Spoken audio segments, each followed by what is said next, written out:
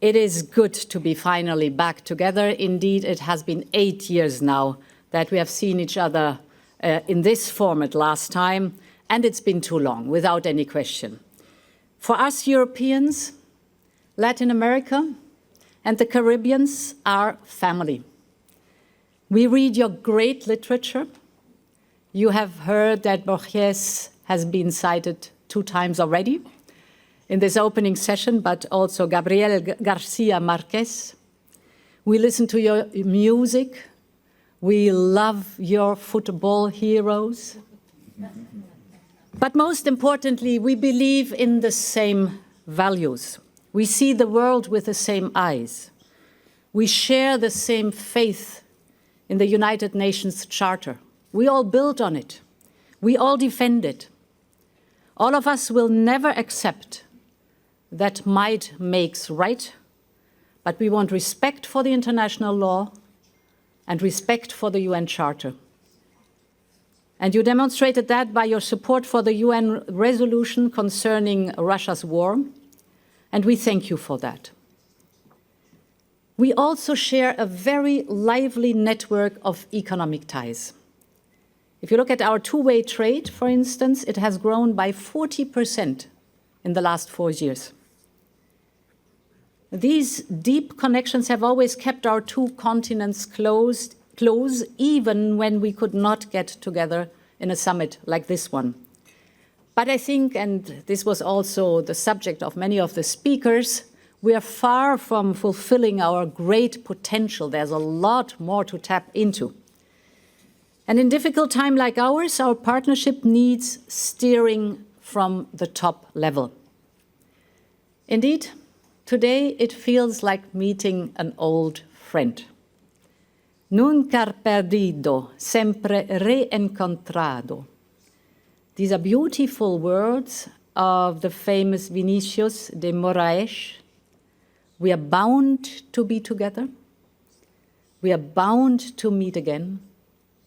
And this summit marks a new beginning for the old friendship between the European Union, Latin America, and the Caribbean. The world around us is becoming more conflictual and more competitive. The geopolitical instability is turning into economic uncertainty. Repercussions on the food and energy security are difficult for our citizens. This happens at a time when climate change is felt ever more dramatically by our communities. El Niño returns. Hurricanes and rising sea levels threaten lives and livelihoods, especially in the Caribbean. So more funding is needed for the transition to clean energy and for adaptation. The world has a thirst for predictable, long-term investments in climate-proof infrastructure and in good jobs for our citizens. In times like these, we need friends we can trust, true partners, to chart the way forward and shape the future of our continents. And I believe this is also true for Latin America, the Caribbean, and the European Union. Our regions deserve substantial investments to push forward the green transition, to bring new digital infrastructure to the most remote parts of the continent, but also to keep moving up the global value chain and bring more people from poverty into the middle class. And on all these topics, Europe wants to partner with you. We want to be by your side. And therefore, I'm glad today to launch our investment agenda for Latin America and the Caribbean. We call it Global Gateway. Under the banner of Global Gateway, we propose to bring over 45 billion euros of high-quality European investment to Latin America and the Caribbean. Over 135 projects are already in the pipeline, from clean hydrogen to critical raw materials, from the high-performance data cable network to producing the most advanced mRNA vaccines, or to critical raw materials, where for us it's important that there is not only the extraction, but that the value chain stays locally, so the processing, so that the added value benefits the local communities. Only we together can, of course, agree on sectors and value chains to prioritize,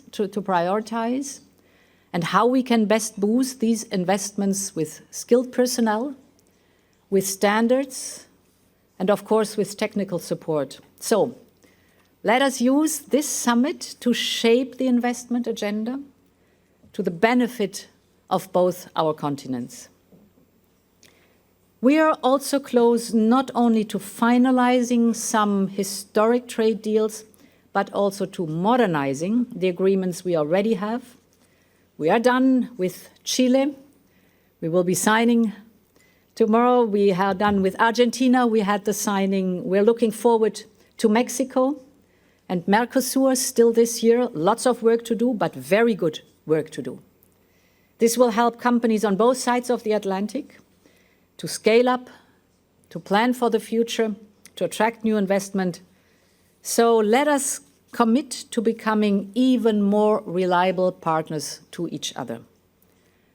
And finally, our political dialogue all across both our continents, and it's tangible here in the room.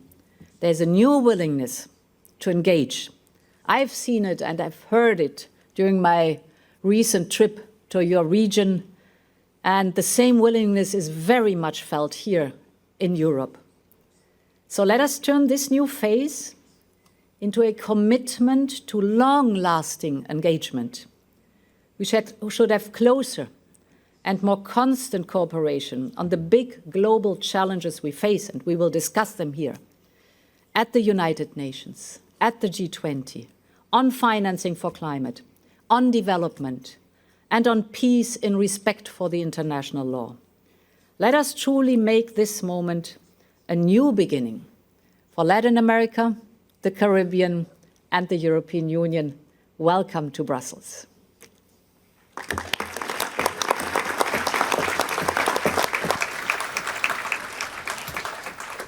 Thank you, Madam President.